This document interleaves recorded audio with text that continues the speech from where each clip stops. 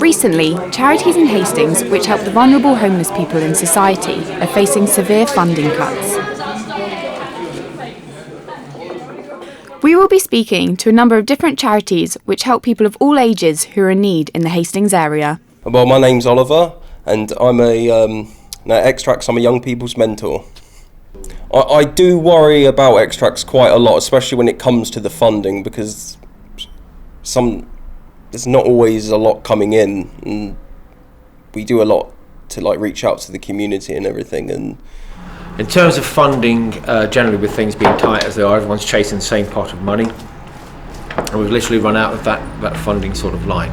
So everybody's working voluntary to try and get a service up and running for these 16 to 24-year-olds that we try and look after. I was senior project worker and the volunteer coordinator, but I lost my job because of the Extracts lost its funding.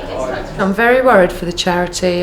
Extracts does fantastic work with young people, and there's a huge need for it at the moment, and without us being able to operate, it will leave a hole in the town. It's only optimism and a firm belief in it that's carrying us along this far, really. My name is Pat Fisher, and we're at Gizmo Gaff in Western Road in St Leonard's. We're a children and young persons charity. There has been a desperate lack of funds in the area, particularly with children and young people. Gizmo got down to £300 about 2 weeks ago. But fortunately, I've made enough to claw it back so we can at least have a safe building for them to come to. Seaview provides a range of services for people, largely who are either street homeless or insecurely housed. And we have a day centre that people can come into where they can get hot meals, tea and coffee, and do daily activities. We have a gym, we have hot showers. We also have a room where St John's Ambulance operate a primary care clinic. This place is also a signpost for other services. They'll put you in contact with other services, which might not be apparent, or other charities, which might not be apparent to you when you first come in. The reason why I joined the centre is because when I come here, I didn't have anything, and they helped me get back on my feet, so I felt it was like a way of paying them back, as a way of saying thank you. I was a rough sleeper, 6 weeks up in the woods over the winter months. Then someone told me about Seaview. They got me into the night shelter. Seaview helped get me a good doctor, get me registered. They're going to make the cuts, and they're going to be quite hideous. We're talking, I've seen figures, I think it's about 59%, I think it is, or 69%. Now that's going to impact terribly. The hours that this place could be open will reduce, maybe even the days. And in the middle of winter, where do homeless people go? You know.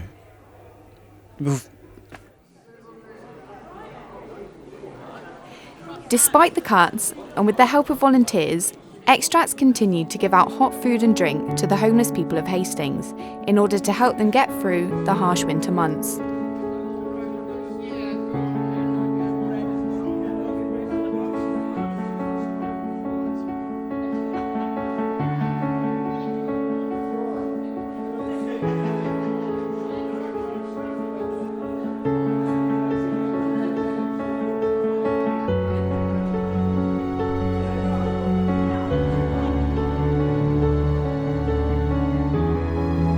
Due to the lack of funds, Extracts has been downsized, and many former workers and volunteers are now working round the clock to get the new building up and running to hopefully be open for Christmas Day.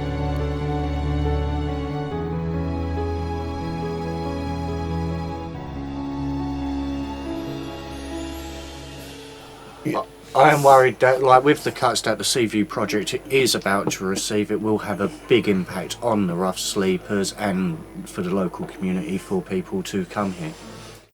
My name is Michael Hannon, and I'm here for a hot meal, and some clothing and some advice on homelessness. I came with some friends. They suffer from mental illness, which are a lot of the clients here. suffer with mental illness, of one type or other. Yeah, I was. I was living in a tent up in the woods at Bohemia. And I've been living rough for about just over 2.5 years. Like, I suffered from manic depression and 3 breakdowns, and I didn't trust myself around people. It is frustrating because you know that there's potential in these young people, but it makes my job harder because it's just constant daily sort of trying to get them on the right track, and it's a very difficult job. And without lack of support, it makes my life a whole lot harder. And I worry about them because I think, are they going to be the next generation of drug dealers and alcoholics, and just with no direction and nowhere to go? There was one young lad, he's only 19, and he was right on the edge of despair, talking about doing away with himself and all sorts. And we managed to, calm him down. He's only a lad. He's not the full ticket, but he was in bits. In their attempt to gain more funds, Extracts has been arranging a number of fundraising events, one of which was in Shotts Bar, with the help of Brighton University. Hi, my name's Zarara. I work for Brighton SU, got a hoodie and everything, and we're here raising money for Extracts. It's a charity in Hastings that's downsizing. It's quite unfortunate. They do help a lot of people, and we've decided to run tournaments. Like, we've got a FIFA over there, we've got darts, we've got a pool table here, and we've got pub quiz going on over there. We're here to raise money for Extracts by playing pool. Yeah, just hanging out because Extracts is downsizing, so we're helping out any way we can. Yeah, we're having an awesome time freshing Callum at pool, so it's awesome. And we're just raising as much money as we can and doing everything that we can. And yeah, it's for a really good cause. I'm really having a good night. I think Extracts does so much for the community. I mean, just by helping with like housing and benefits, advice and all that, like that they've provided for the young people over the years, it's just off the hook. I'm in the mental health unit now. Well, receive medical treatment. I'm under a psychiatrist who I see once every 6 months now. But I've improved that much. But the centre always gets an update on the medical condition. We don't plan on stopping even if there are cuts. We may have to change the way we operate. We started off just in a church common room basement, and before we had the actual centre. I benefited from the charity because it's essentially, I was going through a very rough time, and it's a chance to be around people, simple like that, and I was neglecting what I was eating, and they provide a meal for £1. And it's always good food, so. They do have to make some fiscal savings. Obviously, as a charity facing cuts, we would prefer that they were made elsewhere.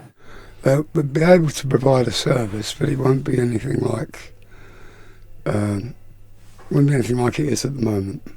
We've seen just a glimpse of what these charities offer the vulnerable people in society and the effects the cuts will have. Only time will tell if the charities will be able to cope once the cuts are made, and if the vulnerable people will be able to get by. Well, I've found that change occurs very, very small at first. Like you give positive sort of input with one child, then they grow up and have their children, and then their children have children, and it spreads out. And I really, really see that if the community, the children and young people in this community, if they were given the support that they needed, it would be a whole lot nicer place for a long, long time to come.